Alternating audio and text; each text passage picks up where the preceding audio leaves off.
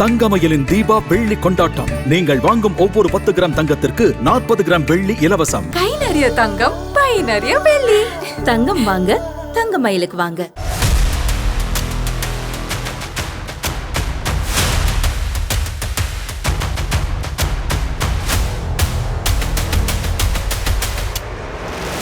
மகாராஷ்டிரா மாநிலம் மும்பையின் பவாய் பகுதியில் ஆர்ஏ ஸ்டுடியோ உள்ளது. இந்த ஸ்டுடியோவில் வெப் சீரிஸ் ஒன்றுக்காக ஆடிஷன் நடப்பதாக அறிவிக்கப்பட்டது.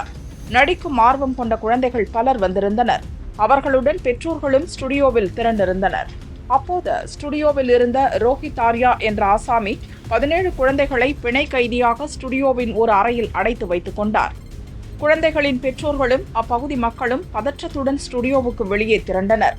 தகவல் அறிந்ததும் மும்பை அதிரடிப்படை பிரிவு போலீசார் சம்பவ இடத்துக்கு விரைந்தனர். அப்போது ரோஹித் ஆர்யா ஒரு வீடியோவை வெளியிட்டார். நான் ரோஹித் ஆர்யா. சில விரும்பத்தகாத விஷயங்களால் தற்கொலை செய்து கொள்ளலாம் என முடிவெடுத்தேன். ஆனால் தற்கொலை செய்வதற்கு பதிலாக ஒரு திட்டம் தீட்டலாம் என யோசித்து சில குழந்தைகளை இங்கே பிணை கைதிகளாக வைத்திருக்கிறேன். என் கோரிக்கை சிம்பிள் தான்.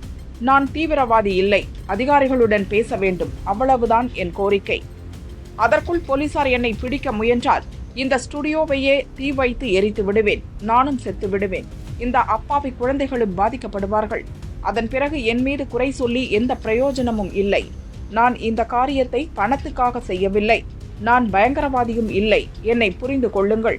என்னுடன் பேச்சு நடத்த வாருங்கள் என அந்த வீடியோவில் ரோஹித் ஆர்யா கூறினார். मैं रोहित आर्या। सुसाइड करने की जगह मैंने एक प्लान बनाया और कुछ बच्चों को इधर हॉस्टेज रखा है। मेरे को ज़्यादा डिमांड्स नहीं है, बहुत सिंपल डिमांड्स है, बहुत मॉरल डिमांड्स है, बहुत एथिकल डिमांड्स है। और मेरे कुछ सवाल है। मुझे कुछ लोगों से बात करनी है, उनको सवाल पूछने, उनके जवाब पर अगर मुझे काउंटर क्वेश्चन है तो मुझे काउंटर क्वेश्चन पूछना है। लेकिन मुझे ये जवाब चाहिए। मुझे दूसरा कुछ नहीं चाहिए। ना मैं टेररिस्ट हूँ, ना मेरी बहुत बड़ी पैसों की डिमांड है। कुछ भी पैसों की डिमांड तो है ही नहीं। इमोरल तो बिल्कुल भी नहीं है। सिंपल कॉन्वर्सेशंस करने हैं और जिसके लिए मैं इन बच्चों को हॉस्टेज लिया है।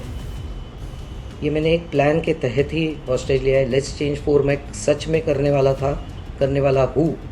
अगर ज़िंदा रहा तो मैं करूँगा, अगर मैं मर गया तो कोई और करेगा, लेकिन होगा ज़रूर। इन्हीं बच्चों के साथ होगा अगर इनको हार्म नहीं होता है तो। Because the slightest wrong move from your end will trigger me. காரணமே இல்லாமல் குழந்தைகளை பிடித்து வைத்திருக்கிறான். அவனால் குழந்தைகளின் உயிருக்கு ஆபத்து நேரலாம் என நினைத்த போலீசார் குழந்தைகளை பத்திரமாக மீட்க அவசர திட்டம் தீட்டினர்.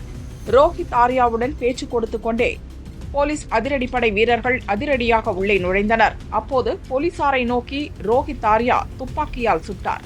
பதிலுக்கு போலீசார் சுட்டதில் அவர் மீது குண்டு பாய்ந்தது. சுருண்டு விழுந்தார். பிணை கைதியாக அடைத்து வைக்கப்பட்டிருந்த 17 குழந்தைகளையும் வீரர்கள் பத்திரமாக மீட்டனர். அதன் பிறகே குழந்தைகளின் பெற்றோர்கள் நிம்மதி அடைந்தனர்.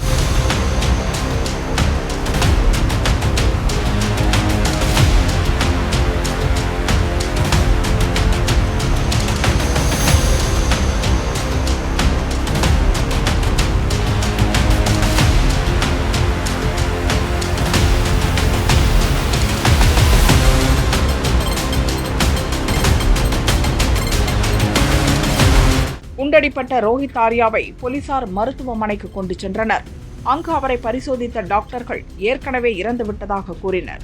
குழந்தைகளை ரோஹித் ஆர்யா அடைத்து வைத்திருந்த இடத்திலிருந்து ஒரு துப்பாக்கி மற்றும் சில ரசாயனங்கள் இருந்த கண்டெய்னர்களை போலீசார் பறிமுதல் செய்தனர். அதை வைத்துத்தான் ஸ்டுடியோவுக்கு தீ வைத்து விடுவேன் என மிரட்டி இருக்கிறார் என தெரிய வந்தது. ஆனால் கடைசி வரை அவர் தன் கோரிக்கை பற்றி கூறவே இல்லை. அதிகாரிகளுடன் பேச வேண்டும் என்று மட்டும் கூறியிருக்கிறார். ரோஹித் ஆர்யா யார்? குழந்தைகளை கடத்தியது எதற்காக? ரோஹித் ஆர்யா புதிதாக விஷயங்களை சிந்திக்கக்கூடியவர். சொந்தமாக ஒரு யூடியூப் சேனலை நடத்தி வந்தார். அதற்காகத்தான் இந்த ஸ்டுடியோவை வைத்திருந்தார். 2 ஆண்டுகளுக்கு முன் பள்ளி குழந்தைகளை தூய்மையின் தூதர்களாக மாற்றும் திட்டத்தில் மகாராஷ்டிரா மாநில கல்வித்துறையுடன் இணைந்து செயல்பட்டு வந்தார். அது தொடர்பாக ரோஹித் ஆர்யா உருவாக்கிய ஒரு கான்செப்டுக்கு 2 கோடி ரூபாய் வழங்க கல்வித்துறை ஒப்புக்கொண்டது. ஆனால் ரோஹித் ஆர்யாவுக்கு பணம் கொடுக்கவில்லை. அப்போது பள்ளிக்கல்வி அமைச்சராக இருந்த தீபக் கேசர்கருடன் ரோஹித் ஆர்யா நெருக்கமாக இருந்தார். தனிப்பட்ட முறையில் ரோஹித் ஆர்யாவுக்கு அமைச்சர் வாக்குறுதி அளித்ததாக கூறப்படுகிறது.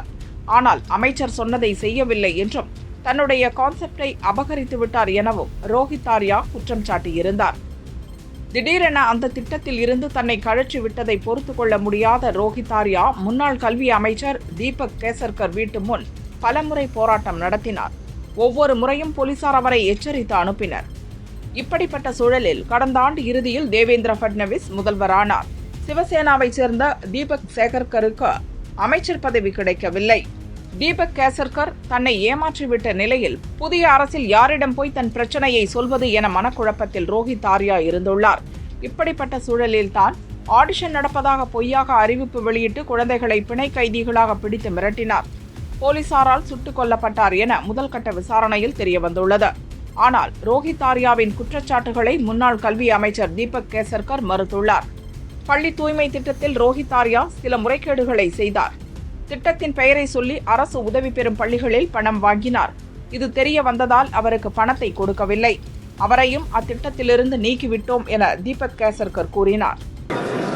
रोहित आर्या हे स्वच्छता मॉनिटर नावाचा त्यांचा एक कन्सेप्ट होता आणि आपली जी माझी शाळा सुंदर शाळामध्ये सुद्धा त्यांना काही काम देण्यात आलेलं होतं, परंतु त्या लोकांकडून त्यांनी डायरेक्ट पैसे घेतले अशा स्वरूपाचं त्यांच्याबद्दल डिपार्टमेंटचं मत होतं. तर हे जे मॅटर आहे ते त्यांनी डिपार्टमेंटशी बोलून सोडवलं पाहिजे, कारण शेवटी सरकारची काम करायची एक पद्धत असते आणि त्या चौकटीमध्येच सर्वांनी काम करायला लागतं. अशा तऱ्हेने कोणाला तरी ओलीस धरणं हे चुकीचं आहे.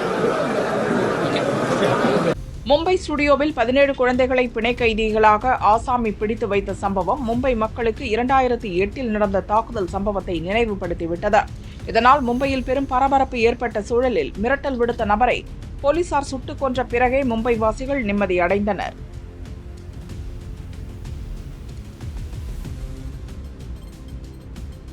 महावीर क्लासिक बिल्डिंग है, यहाँ पर ऑडिशन के नाम पे 17 लोग बच्चे लोगों को इकट्ठा किया गया था और उनको बंधक बनाया गया था. तो बच्चे भी रेस्क्यू किए, पूरे के पूरे पुलिस सबको रेस्क्यू किया गया है, सब सही सलामत है. लगभग 1.5-2 बजे से रुपए से चल रहा था. 3-4 दिन से यहाँ पर ऑडिशन हो रहा था. उसका क्या डिमांड था कि वो क्यों कुछ अभी मालूम नहीं पड़ा, कुछ बोल नहीं रहा था. अभी उनको अस्पताल लेके गया है. अभी उसके बाद पुलिस इंक्वायरी करेगी अपना.